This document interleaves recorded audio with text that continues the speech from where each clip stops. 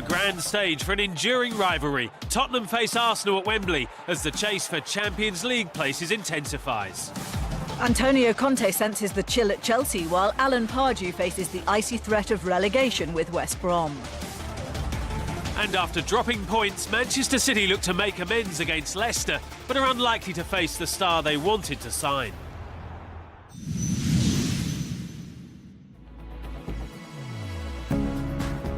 Ozil, flicked on by Aubameyang. Mkhitaryan, 1-0 Arsenal! Mkhitaryan, Aubameyang! Jingle! A good Gunners' day at last. It felt a really good energy around the stadium at the Emirates on Saturday, didn't it? I mean, is that the new signings, do you think, or is it just perhaps a new sort of generation, a new different team for Arsene Wenger? Maybe a bit of relief as well, because everybody was dreading the Sanchez departure, weren't they? Oh, you would be silly to take that as, whoa, everything's going to be OK now, we're going to kick on. And because it's that defensive side when they're tested, as we know only too well, as was seen at Swansea the other week. You know, it was just so lax, and, you know, there's no suggestion that that's going to be remedied. The best way for us is to have the ball. It's the best way to defend and to take the game to them. And I know the importance of this game for over 20 years, but for us it's an opportunity to come back in the table, closer to the Champions League spot, and that is the priority. The new signings have given them a lift, haven't they? Aubameyang, his pace was great, wasn't it? Mkhitaryan, they seem to have an immediate link, obviously, from Dortmund days. Mkhitaryan, I think, he's probably got a lot to prove, isn't he? Unhappy time at United. He's made for Arsene Wenger, isn't he? Exactly. He's coming from a team that demands so much of you, and then he comes down to Arsenal and it's OK, lads, go out there and express yourselves. He will enjoy that type of management, that style. He'd have been disappointed by that time at Old Trafford, and he'll want to remind everybody what a good player he is. I don't want to find excuses. I don't want to blame anyone. But I'm happy that this is in past already. I'm starting a new chapter in my life, in my football career, and I'm very happy to be here. The obvious comparison is Tottenham's main man and their sort of playmaker, Christian Eriksen, as compared to Mesut Ozil. Maybe Eriksen will give you a longer stretch of high-quality performance. And maybe he hasn't got in his makeup what Ozil has at times. Because under Pochettino, you know, you have got to subscribe to that work ethic without the ball. Maybe that's the big difference between the two.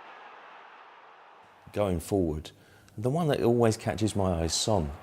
He just seems to have been a bit of an unsung hero. I really think he's such a valuable squad player, isn't he? Never complains when he's not picked, always does a great job. Obviously, his work rate speaks for itself, and plays with a smile on his face. I mean, he is a player you enjoy watching. I guess we've become used to Spurs being sort of real title challengers. They've fallen short in that regard, aren't they? And they're fifth in the table at the moment. It's a scrap for top four this season. Yeah. When we measure people that succeed in football, we always try to find the context. But if you only measure about titles, fair, not fair, is another thing. I think we deserve a lot of credit after 200 official games in Tottenham, eh? A lot. Arsenal must beat Tottenham. Tottenham must beat Arsenal. Where do you think we are with sort of the power shift in North London?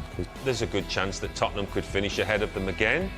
Does that constitute a power shift? No, I think that's got to happen for 5 or 6 years. And also, Tottenham have got to win some silverware. It felt like last time Spurs were absolutely nailed on, weren't they, to win that game at the Emirates? And it felt like a performance of defiance as much as anything from Arsenal, didn't it? Arsenal beat Spurs. Where's that power shift now?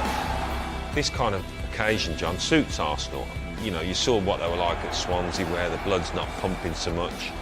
Those big occasions, I think they get up for it, and there's almost a sense of we're going to show everyone. Arsenal feel as if they've got a little hold over Wembley at the moment. I mean, you know, I'm sure Arsene Wenger will play into that with his team talks. Who do you think starts favourites? Not much in it, but you'd probably say Spurs. It's going to be a close one. I really believe that. You know, listen, if Arsenal turn up and play the way that they did at home with that real intensity, that aggression to the play, if they reach those levels, it's going to be really close.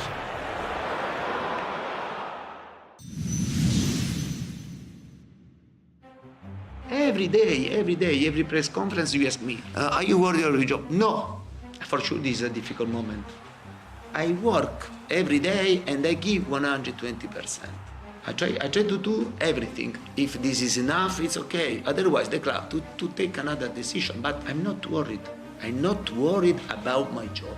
The winner find a solution. The loser find an excuse. Defiant words from a man under pressure.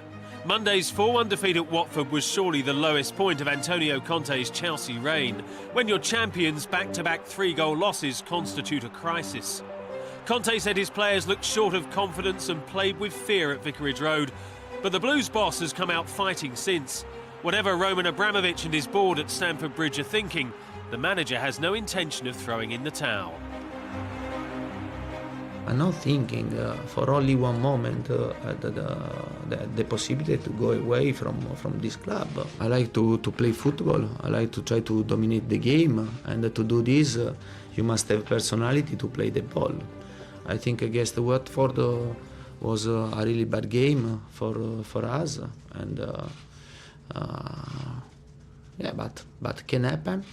The most important things that happen only once.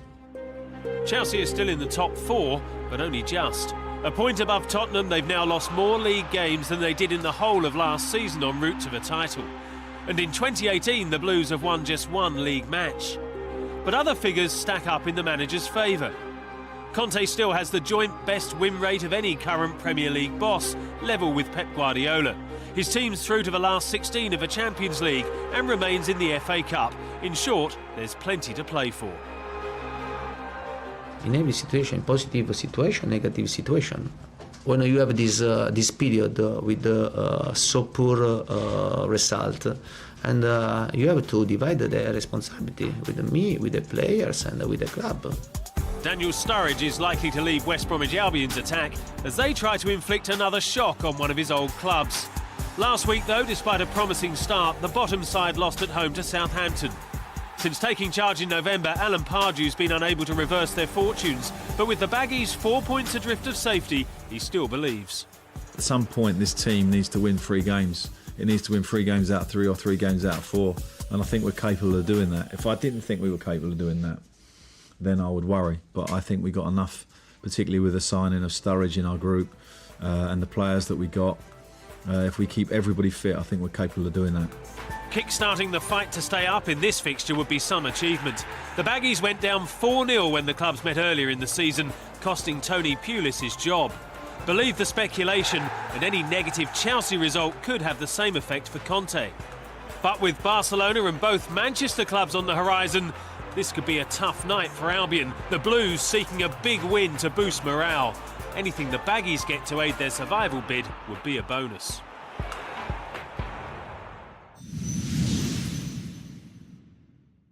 Home is far from happy for Newcastle United. They've won just 3 Premier League matches at St James's Park all season. Rafa Benitez's misfiring attack has fortunately been strengthened sooner than expected. January signing Islam Slimani recovering from injury ahead of schedule. The Magpies picked up a valuable point at Crystal Palace, where new recruit Kennedy was widely praised for his performance. The Brazilian was making only his 2nd appearance after signing on loan from Chelsea and feels he's developing under Benitez. He passed on to me a lot of experience and confidence. So when I go on the pitch, it makes me want to do my best and listen to what he's saying to me. Manchester United rallied after their defeat at Tottenham to see off Huddersfield. A goal for Alexis Sanchez on his home debut, but some surprise greeted Jose Mourinho's team selection. Record signing Paul Pogba benched in favour of 21-year-old Scott McTominay. As a young footballer, it's tremendous to have that sort of belief behind you and you know, going out on the pitch that you are confident, you want to go and take the ball, you want to play and run and stuff like that. And I just want to repay him every single week by performing at my best and doing the best for the team every single week and who knows where it can take you. Repaying that belief this week could help Mourinho to his first league win at St James's Park. As Manchester United try to close that 13-point gap on City, Arsenal need a derby win to pressurise Spurs, Chelsea and Liverpool in the race for the top four. At the bottom, West Brom could be 7 points adrift of safety by the time they arrive at Stamford Bridge on Monday. But Stoke and Huddersfield have everyone bar Watford within their reach.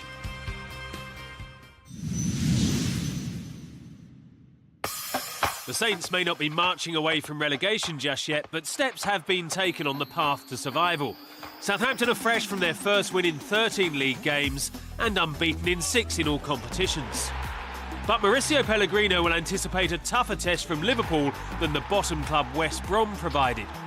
For one thing, his team will have to get past the world's most expensive defender. Virgil van Dijk returns to St Mary's for the first time since his January transfer. Perhaps that will be the catalyst to get back to the form that earned the Dutchman his record move. In 4 appearances so far, Liverpool have won just once, conceding 7 times. He's seemingly not yet settled in a side that's rarely the same. Jurgen Klopp's made more changes to his lineup after 26 matches than any manager in Premier League history. Rotation is the Reds' policy. We learned, everyone from last year, that you cannot keep with all these same players on the pitch in one moment or the other. Sometimes it's not possible to play every game, I would say, on your best level. You know, somebody will break and we will have many injuries. This season I think we did it quite well. It certainly worked well enough when these two met at Anfield in November. A repeat of that 3-0 success, or indeed any victory, would ensure Liverpool stay in the top 4 and leave Southampton with more to worry about in the ongoing battle to beat the drop.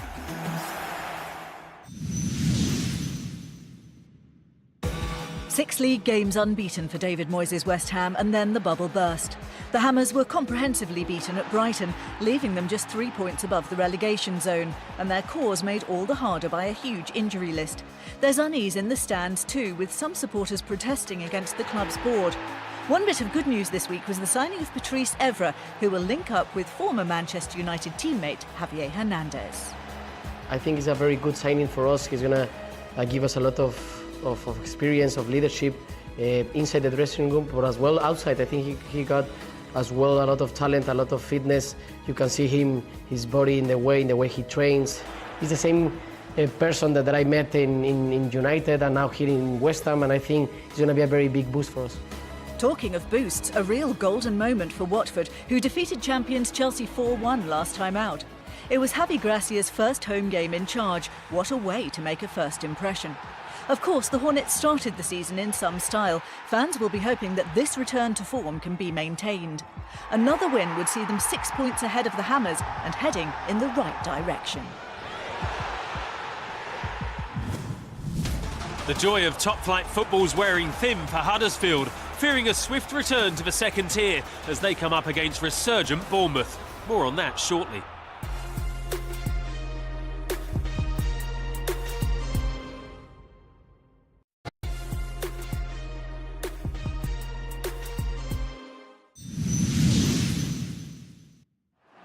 With Riyad Mahrez's magic touch, Leicester City started 2018 on a mission. The Algerian rediscovering the spellbinding form that won him the PFA's Player of the Year award in 2016. Manchester City took note, and on the 31st of January, they acted. Lots of speculation about City making several bids to Leicester for Riyad Mahrez. It's a difficult situation we receive at the last moment. Same thing about City. You know, I don't talk about too much. The transfer window, finally, it's done, it's over. Now, reports have surfaced that Riyad Mahrez didn't turn up to training today. Definitely no Mahrez for the match against Swansea, 2 games in a row. I will assess Riyad when he has cleared his head. So Mahrez remained, but was out of the mix. Without him, the Foxes lost at Everton and drew with Swansea. The club felt they couldn't sell their best player for what they considered less than his market value. What would that say about their ambition? The winger returned to training for the first time on Friday and travelled north with his teammates. But who knows if he'll play against the club he'd wanted to join. It's important to remain all details inside the club and not in the public. I want to protect all the squad. I think it's amazing to see my player in these difficulties, in this situation, to take the good way, the good attitude, and this is good. We've got to be professional, sort out what we're going to do. We've got a big game ahead of us, and we've got to focus on that. I think he's going to have to sort out what he's going to do himself. I wish he came back soon to play football, because we enjoy watching him play. So I think in all the transfer clubs, call the clubs, and simple like that. So after that, we are not involved in absolutely anything. Kelechi Iheanacho moved in the opposite direction between the cities last summer. The former Manchester City striker set up Jamie Vardy's goal against Swansea and has scored 4 times in the FA Cup. In Leicester's latest cup tie, Fousseyni Diabate struck twice. The 22-year-old, signed in January, was plucked, like Mahrez, from the French second division. He's got bags of potential and ability. He's one of them. I think we've got to be careful with throwing him in at the deep end too early. You've got to remember he's still young. So, the times he's played and come on, he's done really well. He's been lively. He's been sharp, and I think with game time, with the right management, he'll be a really good player. It's surely an exaggeration to suggest that the failure to land Mahrez rained heavily on Manchester City's parade. And yet, at Turf Moor, once again they dropped points. In fact, Pep Guardiola's team have won just 3 of their last 6 league matches. A busy treatment table contributing to that. Guardiola so short of fit players that he fielded only 6 subs against Burnley. And the Champions League resumes soon. Maybe Mahrez was essential after all. We love to play football, but we played during the last 2-3 months, every 3 days or 4 days, a game, 4 competitions, different competitions. Sometimes has a break is good. It's good for everybody, so because you come back stronger. 2 years ago at the Etihad, Leicester's 3-1 win turned a great run into a serious title challenge. Mahrez dazzled. Both champions-elect and fearless Foxes will probably have to deal with his absence, in the short term at least.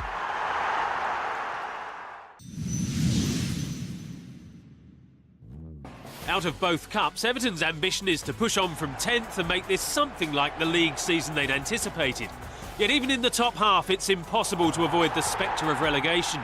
Sam Allardyce's side have a 7-point cushion with 12 games to play, but the manager described their 5-1 defeat at Arsenal last time out as a disaster and pathetic. They're glad to get back to Goodison Park.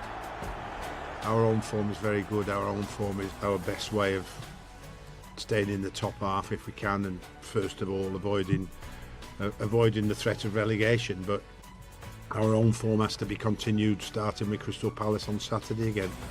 This pair's 2-2 draw in November was the start of a 15-game stretch that's included just 2 defeats for Palace and lifted them 3 points clear of the relegation zone. They travel with hope and history on their side, having racked up more away wins at Goodison than any other Premier League away ground. On the downside, the latest name on a long injury list is Wilfried Zaha, who's likely to be out for a month. Palace lost all 6 games their star man missed earlier in the season.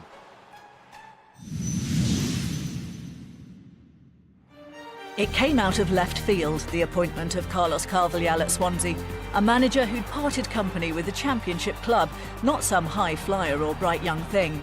But the Portuguese has certainly packed a punch. To add to league victories over Liverpool and Arsenal, they won 8-1 in the FA Cup in midweek.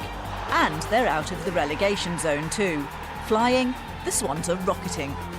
And even though both Leroy Fer and Wilfried Boney have been ruled out for the rest of the season through injury, the players believe they can survive.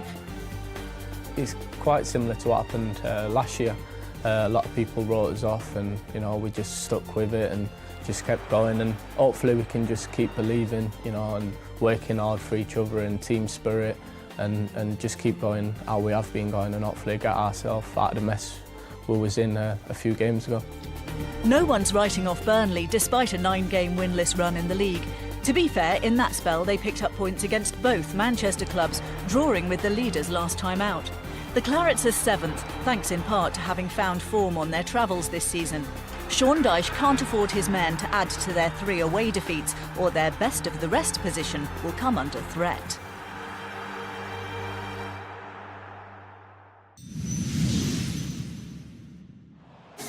Chris Hughton proclaimed Brighton and Hove Albion's second-half performance against West Ham as good as any this season. 3 points kept the club clear of trouble, and 3 goals suggested they can muster the firepower to stay that way.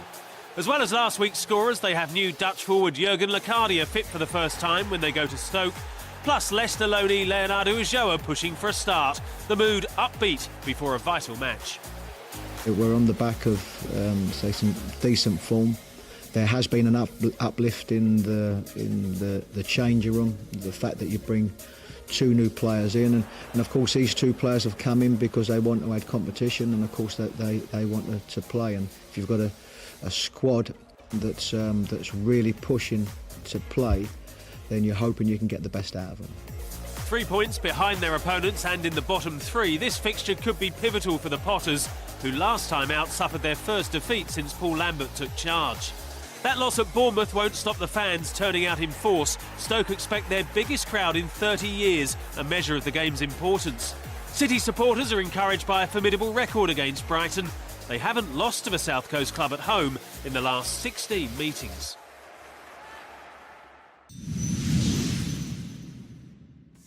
From the heady days of August to the frigid winds of February, Huddersfield's first season after promotion is following a storyline of highs and lows. Well, Huddersfield were relegated in 1972. It's taken them almost half a century to claw their way back to the top division. And what a fairy tale. Needless to say, they're the bookies' favourites to be relegated again. And it's an opening day victory for Huddersfield Town. A day they'll never forget. Moy with a chance and a goal. Huddersfield Town's first home goal in a top division match for 45 years. That's the whistle. High jinks in Huddersfield. Consecutive wins to start the season. David Wagner has taken the momentum from the championship and they're off to a flyer. We are very proud what we've done so far, but we will be back and totally focus and concentrate because we know it's only a start. It's put in by Ayew. 2-0 it is. And Huddersfield lose for the first time in the Premier League. That is cruel, so very, very cruel. It's going to be another defeat. They've looked at a side that lack a lot of quality in a lot of areas. We have seen, and it is nothing new in the Premier League. If you make mistakes like this, they can punish you, and today they have done it. Huddersfield endure further woe on their travels this season. Now the crucial time starts for us. We are totally aware about that this is a massive game for us, that now it's not only to believe that you have the chance to stay up. Now it starts the time where we all together have to fight.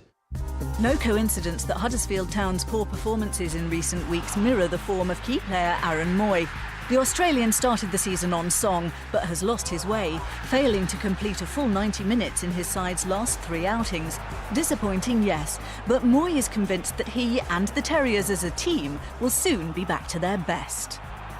We've got lots of exciting fixtures coming up. We all want to move up the table, obviously, and I think every game from now on is must-win games. We need points, and if you want to stay in this division, games like on the weekend are really important. Bournemouth's campaign has been on the opposite trajectory. They were in the relegation zone as recently as December. Now Eddie Howe's men sit in the top half of the table. The victory over Stoke was their 7th league game unbeaten, a club record in this competition, 4 victories in that run. But just as he doesn't get down over defeats, Howe refuses to lose his head when the Cherries win. Obviously we're very pleased with what we've done and the month we had and the form of the team, the momentum of the team. I'm delighted with the response to a tough Christmas period, how we've come through that. But now we need to back it up and we need to follow it up with some important games to come. Bournemouth won the reverse fixture 4-0. They went into the match 17th with the Terriers 10th. In their current form, Howe will expect his men to repeat the result, if not the scoreline. Now Huddersfield is second bottom after 5 successive defeats. They need more joyous scenes like this, or their Premier League story will end after just 1 season. The The weekend starts in style as Spurs face Arsenal in the North London derby. Later, Stoke try to escape the bottom three against Brighton before leaders Manchester City host Leicester. On Sunday, relegation looms large for all the home clubs as Manchester United and Liverpool continue to push for a top four finish. Chelsea and West Brom will watch with interest ahead of their meeting on Monday. The home of English football, the venue for the North London derby, a genuinely capital encounter. Passion in the stands and often on the pitch. It's arguably the Premier League's hottest rivalry, a game neither can bear to lose. And with both battling to break into the top four, no chance of a damp squib at Wembley. Until next time, from Dave Beckett, me, Izzy Clark and the rest of the team, goodbye.